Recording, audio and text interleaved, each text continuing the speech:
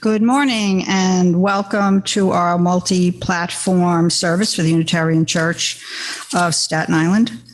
Please be sure to wear masks throughout the service and to maintain social distancing.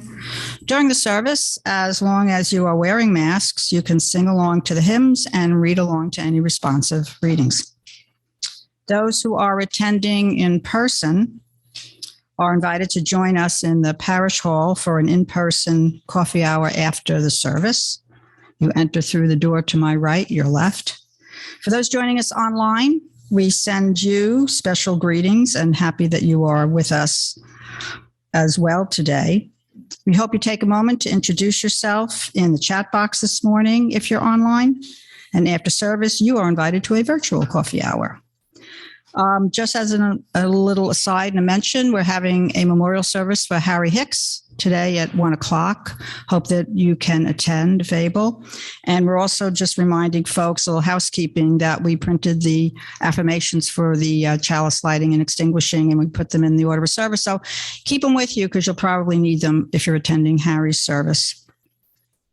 For those joining us in person, a little gentle reminder to please silence your mobile devices at this time.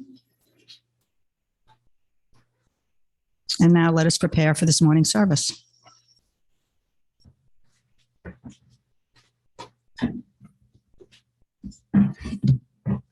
A person will worship something, have no doubt about that. We may think our tribute is paid in secret in dark recesses of our hearts, but it will come out. That which dominates our imaginations and our thoughts will determine our lives and our character. Therefore, it behooves us to be careful what we worship, for what we are worshiping, we are becoming.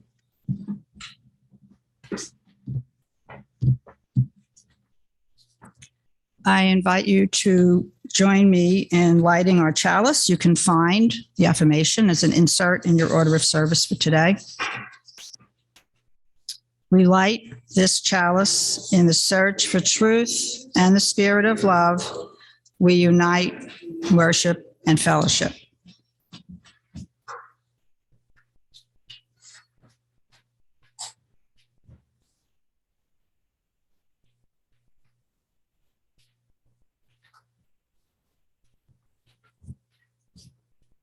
As an extension of our lighting of the chalice, I want to take a moment of silence to light these 3 candles for some of the names of those who have recently been affected by police brutality. We cannot cover all the names of those affected. We will light a candle for the life of Jalen Lewis, for the life of Mabel Arrington, for the life of Leona Hale.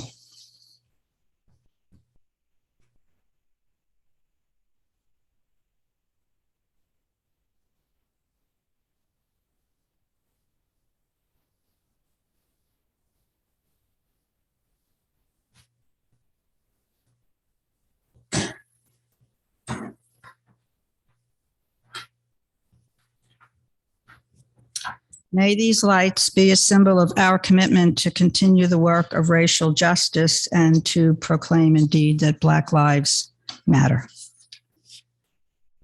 Please join us in singing hymn number 44. We sing of golden mornings in your gray hymnal. Please stand if you are able.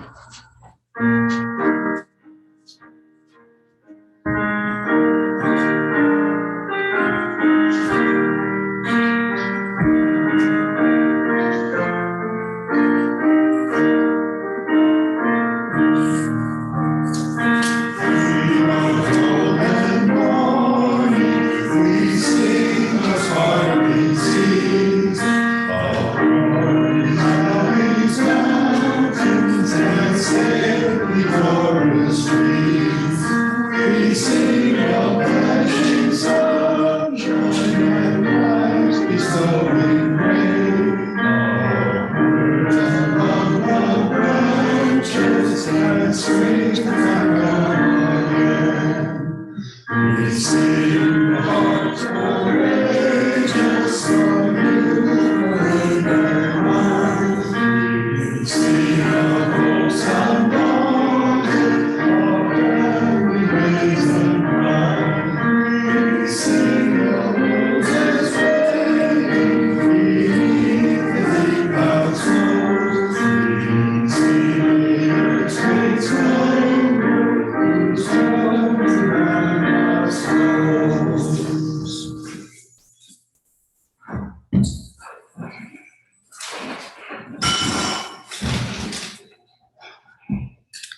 Now is the time in our service for joys and sorrows. If you are visiting us for the first time and you would like to introduce yourself, we'd be happy to have you do so.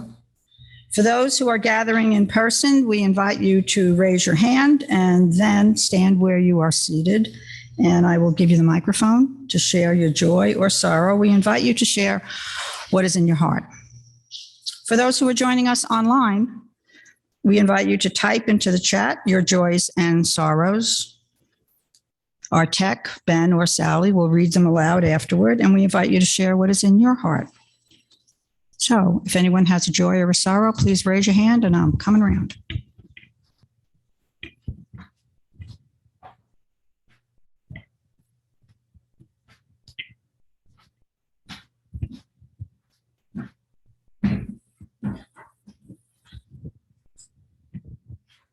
My name is Sally, and I have a joy because I have a new colleague on tech support, Ben Maxwell. Thank you so much.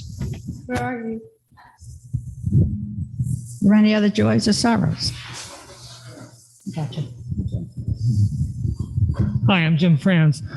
We weren't here last week. We understand this wasn't discussed, but Tom Saluga and Kathy Santo have been our friends for many, many years. They have been the family that we really needed at times, sharing our joys, helping us through times of adversity. Well, October 6th was their 43rd anniversary.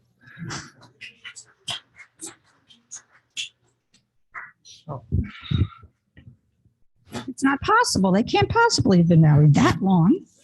Look at them.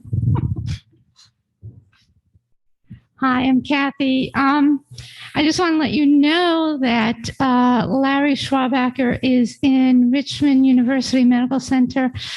I think I sent something out, but he has a phone number, which I still have to publish, but I have it if you want it now after service. He's going to have a angioplasty, I believe, on his leg. So he'll be there for at least a week. Kate Nielsen is in Staten Island University North. I haven't spoken to her since, I think, Wednesday. So she was thinking she may wind up in Egger again, rehabilitation. So I will let you know when that happens. And the great joy that I have is that I was able to attend a gala at the Staten Island Ballet on Friday evening where they honored Virginia Allen. And it was a wonderful event.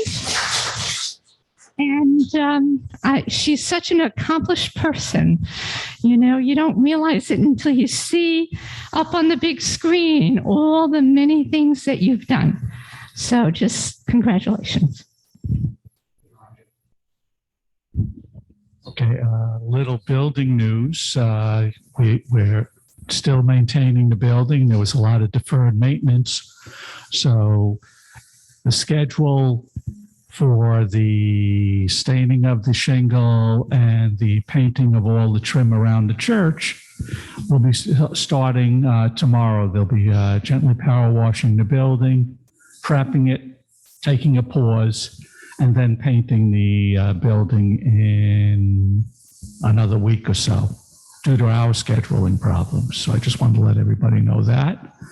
And I wanted to thank everybody who was part of Harry Hicks's memorial. Putting a thing together and pulling all the little pieces together is quite a task. So this is the proverbial pat on the back to everybody involved. Thank you. Are there any other joys or sorrows? I see Randy. I'm Randy, and I had a tragedy. I was working on the memorial service collation. I made a lot of gougere and little quiches, and I was putting the chocolate raspberry cheesecake into my new oven when I found out it wasn't working. So I went out and bought some stuff.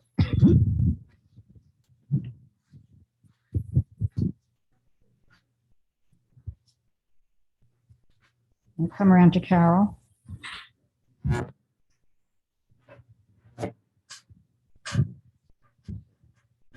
My name is Carol. I just want to give an update on Kate Nielsen. I spoke to her yesterday, and she has been transferred to Clove Lakes Nursing Home for their rehab. And Larry Schwabacher had been in Rumsey. He was transferred to Staten Island University Hospital, and he's awaiting some sort of procedure. He's not even sure what it is, but, just keep them in your thoughts. Thank you. Are there any other joys and sorrows? Oh, I see Kevin. You want to be seated?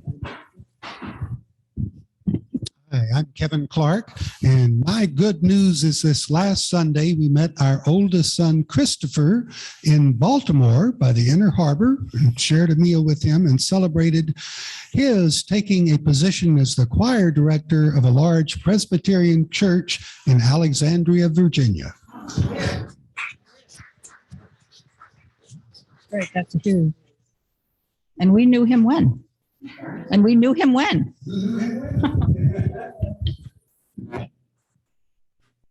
Godfrey Andor Gary from the chat says, a joy of mine is that we are picking up the rest of my belongings from my mom's place, where I was staying for a few weeks. It's also the reason why we are joining virtually this week. Godfrey and Gary. Thank you, man. Coming back to Carol. I just wanted to end on something a little joyous. My granddaughter Rachel, she's 26. Last week, she attended the Unitarian Church of the Mountains in Georgia, and she's going back again this week. So yay for Grandma's influence.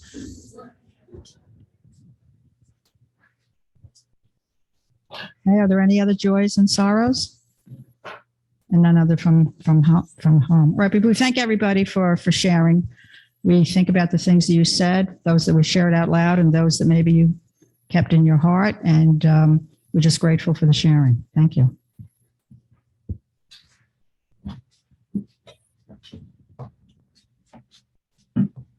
May we join together in a moment of silent meditation.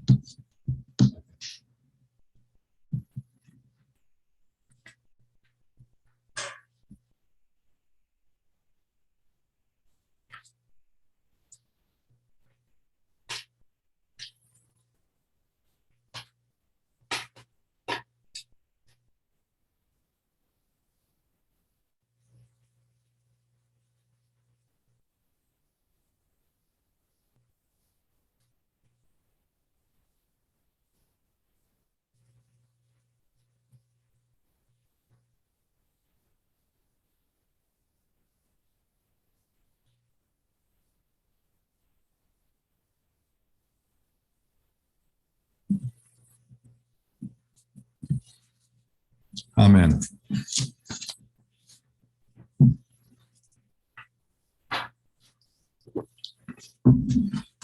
This Thursday, Kathleen and I will be flying to Boston, where I will be officiating at a memorial service for Rick Young, who was my best friend and like a brother to me.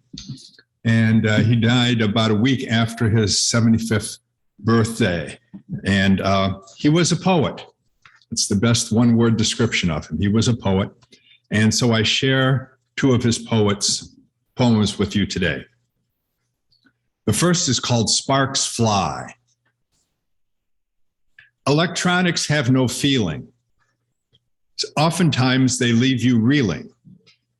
One day, just as you had feared, your password has disappeared. All your work's gone into hiding, with so much upon it writing. To reestablish some contact isn't just a simple act. Jump through hoops and hit dead ends. Electronics are not your friend. You can't find some help online. Your machine can't hear you whine. Google tells you try again. Welcome to the loony bin. Fall into 1,000 traps, increasingly hard keyboard taps, until you're pounding on escape, your face purple as a grape. If electronics could laugh, you'd break your keyboard in half. Silently, you hit reboot, then you go off on a toot. Electronics just a vapor, not your friend like pen and paper.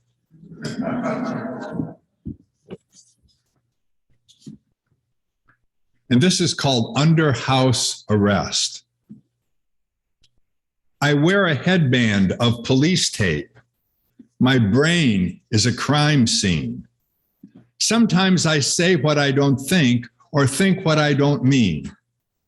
My memory's a jukebox full of skipping 45s. Too many tunes, too many tracks, tied to so many lives. Awake all night, plagued by my plight. Surrendering by dawn, I rise at noon, aware that soon the day is almost gone. I know that aging's not a crime, but it could be so much cleaner. It's surely not a felony, perhaps just a misdemeanor. May we have this morning's offering, please. And condolences, Darrell, on your loss. I think we all got to know Rick a little bit just by those two poems. We certainly recognized a lot of what he was speaking of, those of us who are of a certain age. Well, he would be terribly embarrassed to know that I read this in public. I've called him Emily Dickinson in high top sneakers. Well, I'm glad we got to know him just a little bit. Now is the time in our service where we take an offering. We know it is the gifts of all of us that help support our ability to thrive and gather. For those attending in person, we will be passing around the collection plate. I see Randy and Kathy are taking care of that. And for those online, links and instructions will be posted in the chat. You can mail us a check or donate through PayPal giving page on our website. Please give as generously as you can. Our offerings, as Darrell said, will now be gratefully received.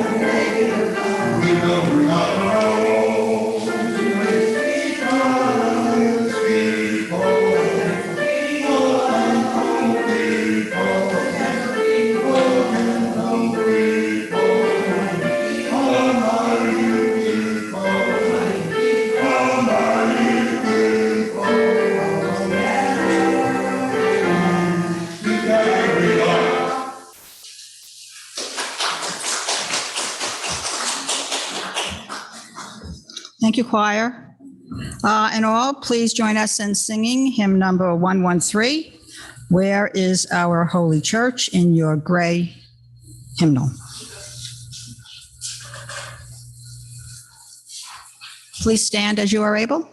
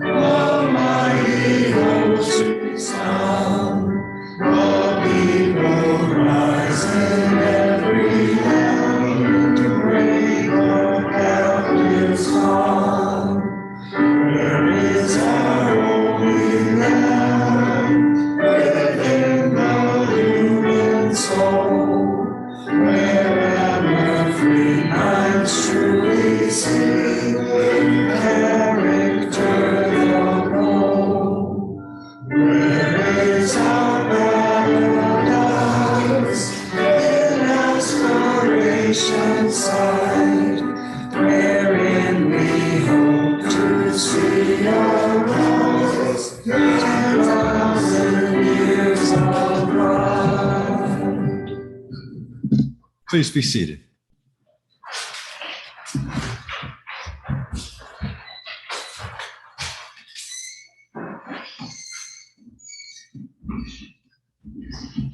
I live up in the Poconos in the county that is in the very most northeast section of Pennsylvania. If you can imagine that near rectangle that is Pennsylvania, I'm in the upper right-hand corner. And right across the road from us is the Delaware Water Gap National Recreation Center. So that's a way of saying I live in the forest. I live right in the middle of the forest. And one of the things that I guess I always knew it in a way, but I understand it more viscerally now, is that the tree that you see is just the beginning of the story. That the real complexity, the really life of the tree is below the surface. And one of the things that that we know about what goes on below the surface is that the trees are really interconnected and really interdependent. And there's not really such a thing really as a particular a tree. It's a forest. And of course, all the other vegetation and animal life that is underground all work together to keep that forest alive and therefore to keep me alive. And thanks, forest. I appreciate that. People are really the same way, and groups of people are really the same way. What you see on the surface is just a little bit of what is going on underneath. And while what we see, we appear to be separate, really we're all connected. That's a fundamental principle of Unitarian Universalism. And it's not only the same with individuals, but it's also the same with groups of people, and particularly with congregations. And what I'm getting at here is that there is a tendency of a congregation to see itself as a thing with boundaries and limitations and on its own. A congregation, the same way that we see a tree. But in fact, a congregation is only part of the story, the same way a tree is just a part of the story. For instance, one of the things I've observed over many years is that the most thriving, growing congregations in Unitarian Universalism tend to be, guess what? Wherever the liberals are moving to recently.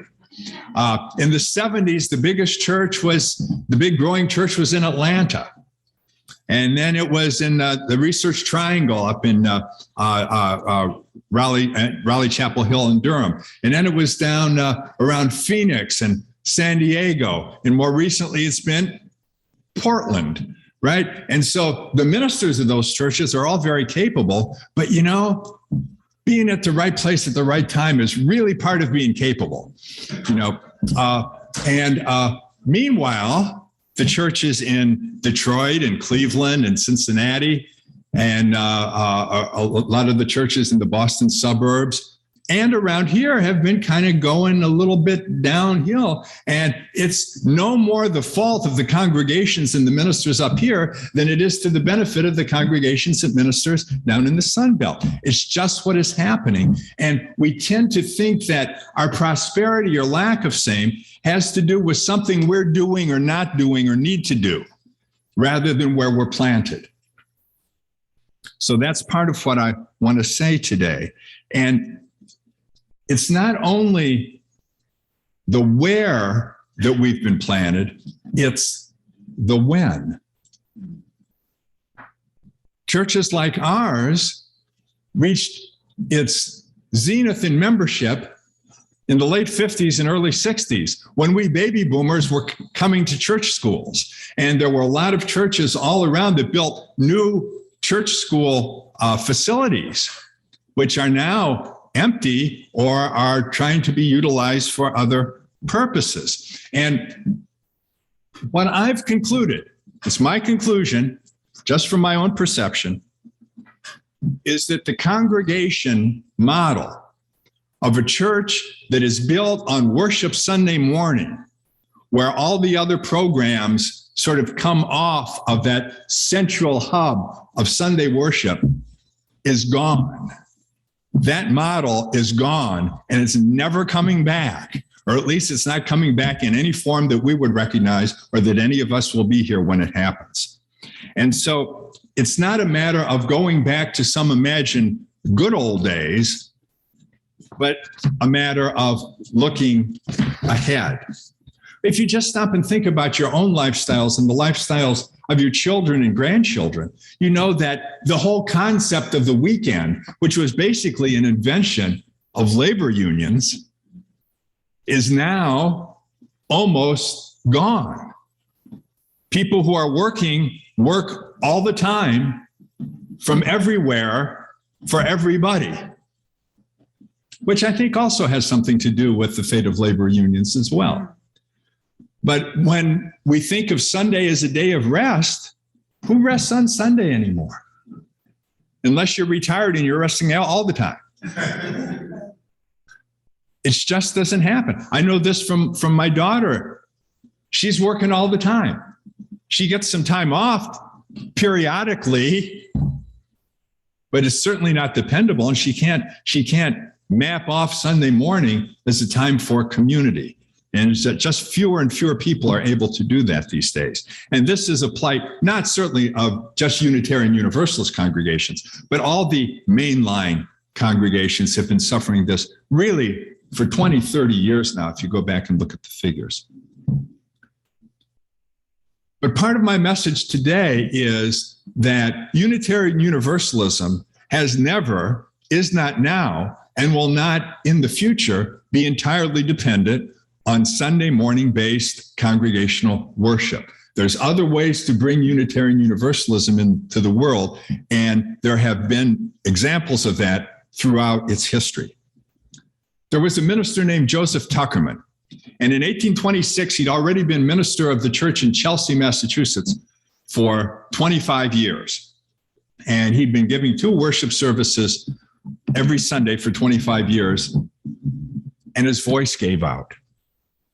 And he couldn't go to one of these in 1826. So he had to give up leading worship, and he had to give up preaching. So what he did was he became an itinerant minister, and he would make 2 sets of stops in the Boston area. He would visit poor neighborhoods and jails and debtors' prisons, which they had back then.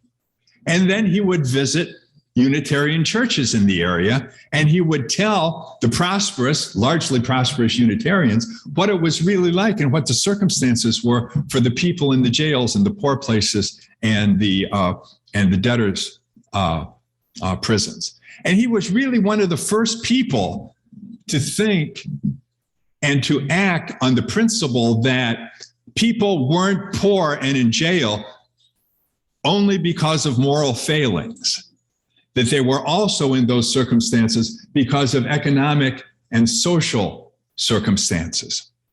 And what he began to do is he would take up collections amongst the Unitarian churches and dispense them as he saw fit amongst the poor. And he did this for years and years, and finally it became institutionalized and became what for a long time was called the Benevolent Fraternity of Unitarian Churches. And what that is individual congregations would become members of the benevolent fraternity, and they would tithe or they would make a contribution to the overall social ministry within the Boston area. And that's still going on today. Now it's called Boston Urban Ministries.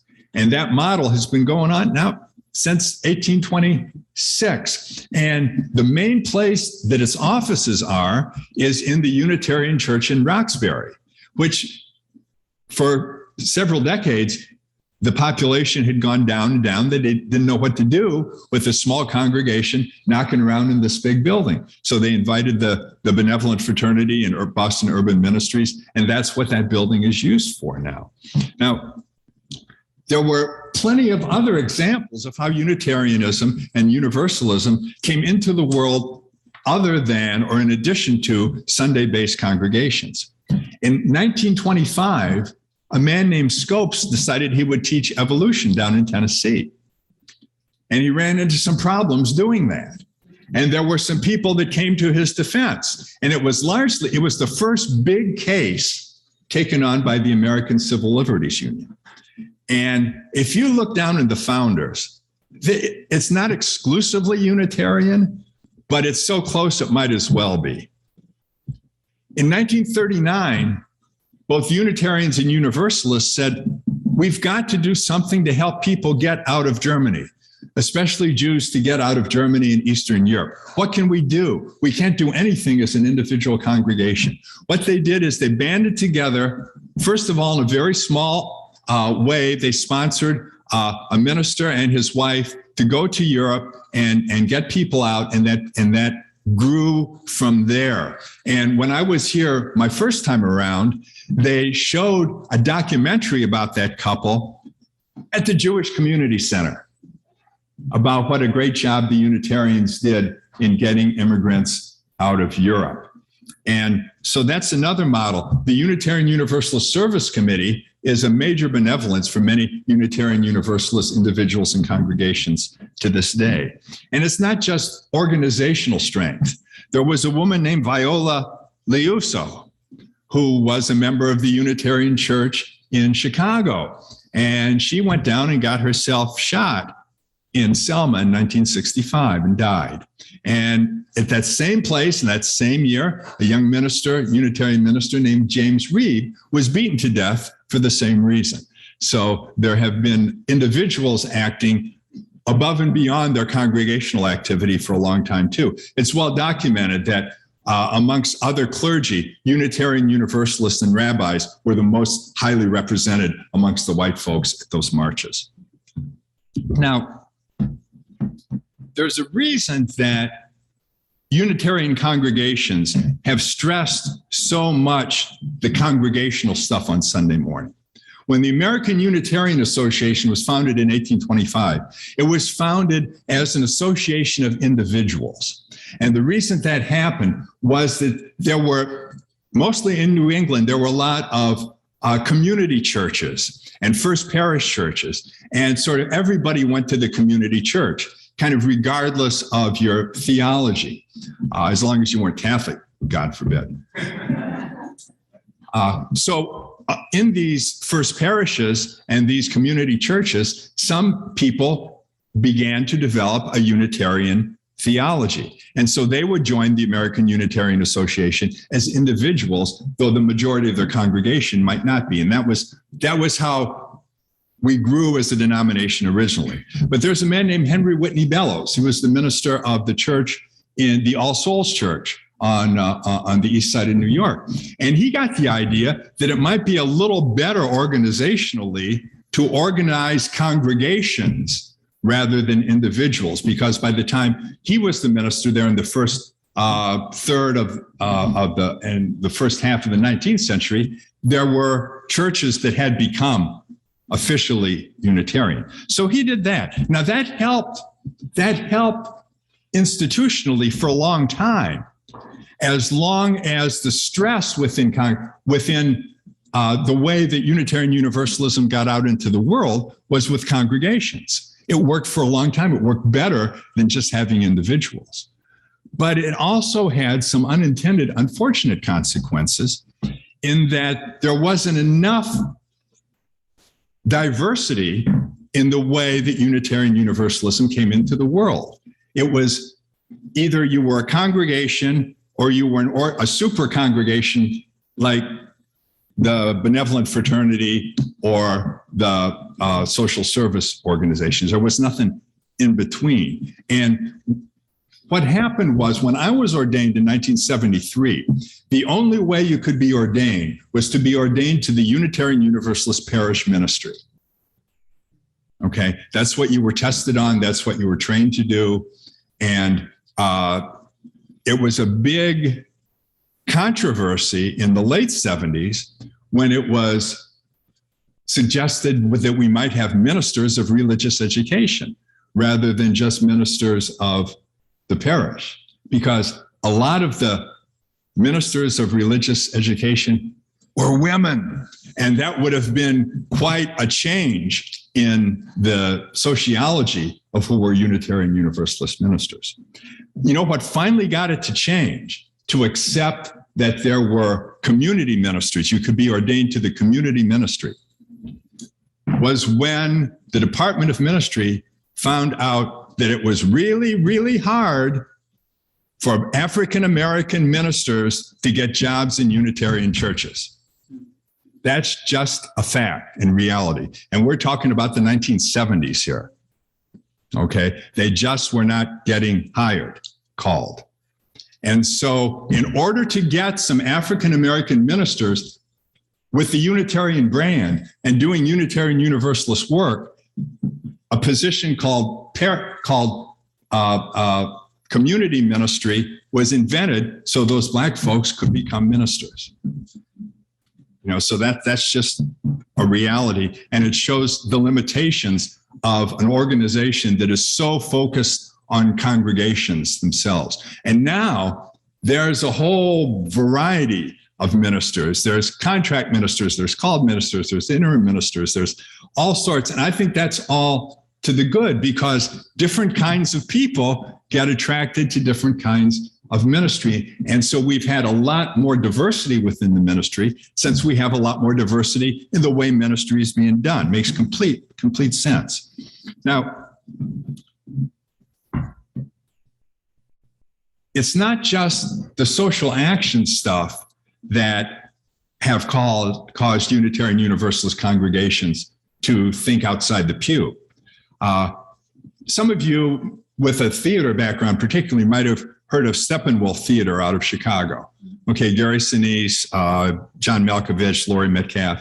That started in a Unitarian church in Deerfield Beach, at Deerfield, Illinois in 1974. That's how that got started. And I know for sure that Felicia Rashad, Debbie Allen, and Kevin Bacon all made their stage debuts on stages really exactly like what we have out here at their own Unitarian churches. So there are a lot of examples of Unitarian Universalist thinking outside the pew.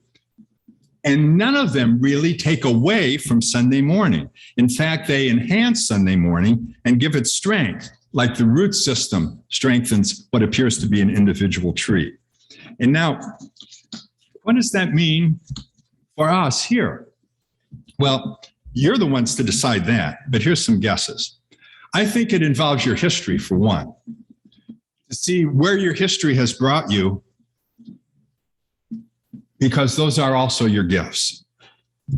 This is as far as I know, this is the only Unitarian Universalist congregation founded by abolitionists, the only one founded by abolitionists. And they were also, incidentally, transcendentalists. The Shaws came down here and helped to found the church because the Boston area churches, frankly, were not that anti-slavery. You know, there's a lot of talk about Theodore Parker, the great transcendentalist abolitionist minister who was part of the Underground Railroad. He couldn't get a pulpit in Boston.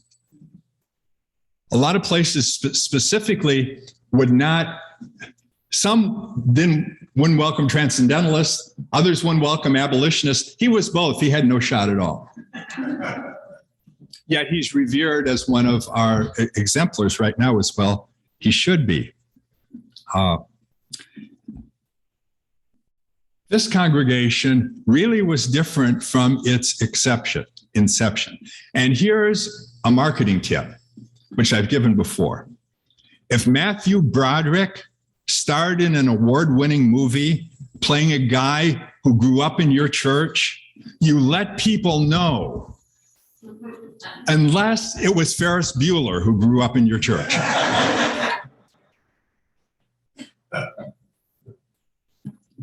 Robert Gould Shaw has one of the most admirable biographies in American history. If you're going to maximize your assets, you might consider changing your name. At first, I thought it could be Robert Gould Shaw Memorial Unitarian Church. And I said, no. It should be 54th Regiment Unitarian Church. You know, I'm completely serious about that. His sister, Josephine Shaw Lowell, was the first woman to have a monument in New York City. The fountain in Bryant Park is named after her. She practically invented social work. And there's a straight line from that history to Black Lives Matter. Now, what do we do other than put out a sign? Because I know we've been doing things all along, way before we had the sign out. But that through line is an essential part, not only of your history, but of your future. The parish hall and the stage out here, that's a later addition, as you probably know. This area here was originally the library. And the fact that it was originally the town library, that's an asset now too, because who knew that libraries were going to be under attack? You know, this library may be as much of a relic of the past as sitting in pews. And I would think this congregation and others in Staten Island would pick up the charge to say, no, libraries will continue.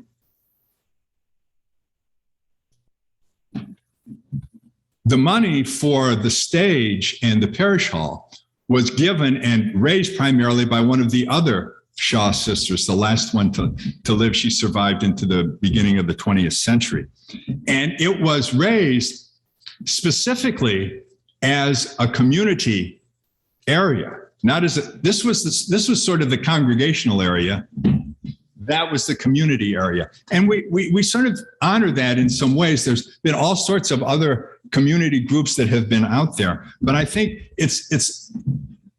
there's an opportunity now to return to that model on a higher level, not simply to invite arts groups and literary groups and so forth in here sort of as our guests, whether they pay money or not, but as partners. Because as people who work on this building know, if Staten Island cares that this building survives, Staten Island has to help pay for it. And if they're going to help pay for it, it has to be because we've opened ourselves to a really cooperative effort. It's a whole different way of thinking of ownership. In a way, you can think of it as having asked yourselves not what Staten Island can do for you, but what you can do for Staten Island. And it may be that the professional leadership of the future will not be oriented toward the pew and Sunday worship either. I'm a good preacher. That has held me in good stead over the years. I get jobs because I can do this. I can do other things well, but maybe not as well, and I'm not as interested in it. There are other modes of ministers that you may need now more than you need a good preacher. It's not that you can't find everything in one package, but you know what? You really don't. And I'm not saying you have to trade off skills because you want your worship to continue to be vibrant. I'm just saying that when you hire a half-time minister, you can't hire and ask that person to do half of a full-time minister. It's like I drive a car with 4 wheels. You can't ask me to cut off 2 of those wheels and drive half the car. I need to drive a motorcycle, right? Okay, you don't want to be looking for a car with 2 wheels. You guys want to be looking for a motorcycle, okay? And they're out there, believe me. What you are offering a minister is a terrific opportunity if you engage that minister in the process of creating your future. That sounds like the end, doesn't it?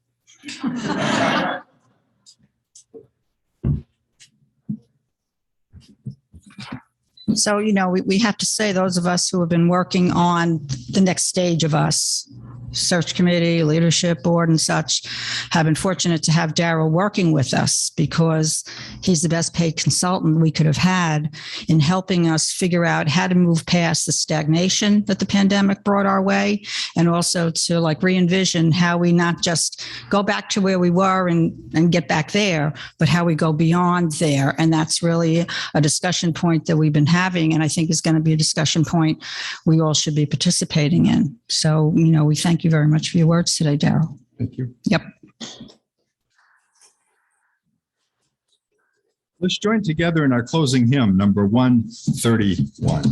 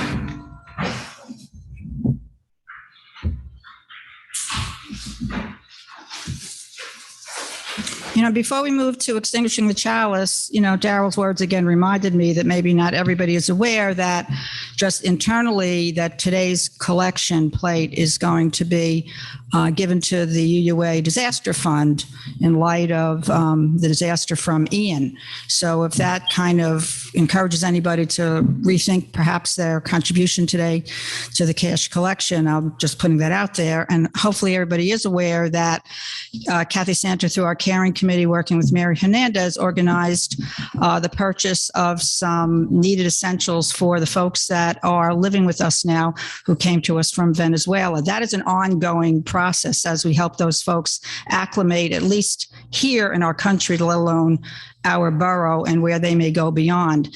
So there can be contributions to the minister's discretionary fund in order to help reimburse Kathy for the expenditure she made, but also being mindful of the ongoing work in our community to try to help to assist, to be part of the greater coalition that's in place right now, looking to assist those folks to make as good a transition as they could possibly make. So I just wanted to remind people about that.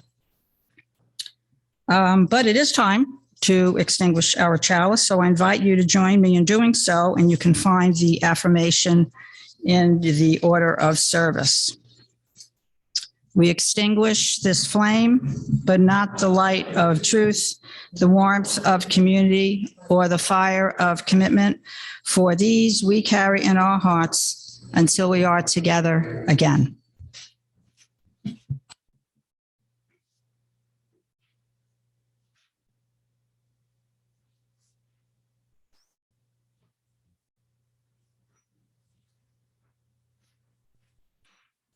Whatever course you decide upon, there is always someone to tell you that you are wrong. There are always difficulties arising, which tempt you to believe that your critics are right. To map out a course of action and follow it to an end requires courage. You're here.